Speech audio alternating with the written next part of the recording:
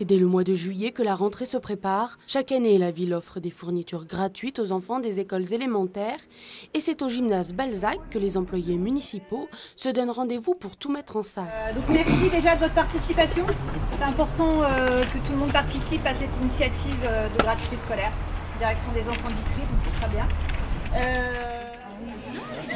Ici, et pendant 5 jours, la ville va préparer des sacs de fournitures scolaires qui seront remis à l'ensemble des élèves de la ville, des enfants scolarisés en école élémentaire à Vitry, à la rentrée, pour faire que cette rentrée soit pour les familles une rentrée la moins onéreuse possible. On appelle ça la gratuité scolaire. 80 agents de la ville vont travailler, vont être mobilisés pour remplir chaque cartable de ces fournitures. Pour la ville de Vitry, donc, on va dire, le coût est composé en 2 parties. Il y a d'abord le coût des fournitures. Donc les fournitures en elles-mêmes coûtent à la ville 130 000 €. Et à cela, il faut rajouter évidemment le salaire, la logistique, enfin tout ce qui concourt à cette opération.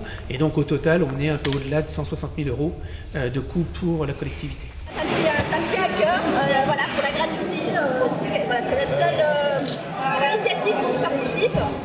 C'est une des villes qui aide encore les familles qui n'ont pas trop de moyens.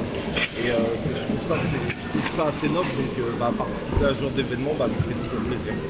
Un travail colossal qui s'étale sur 5 jours. Au total, ce sont plus de 6200 sacs qui seront préparés.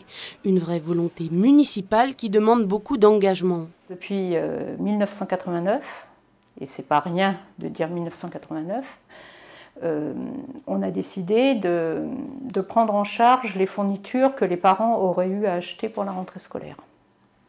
Donc c'était en souvenir de l'anniversaire de la Révolution, parce que de toute manière, quand il y a des listes de courses et de fournitures à acheter, toutes les familles tous les enfants ne sont pas à égalité. Et donc là, ça permettait d'éviter d'avoir ces listes de choses à acheter. Et donc, ça fait 30 ans qu'on fournit aux enfants à la rentrée les fournitures demandées par les enseignants. Classeurs, cahiers, stylos, ils sont désormais dans les sacs. Ils vous attendent pour la rentrée le 3 septembre prochain.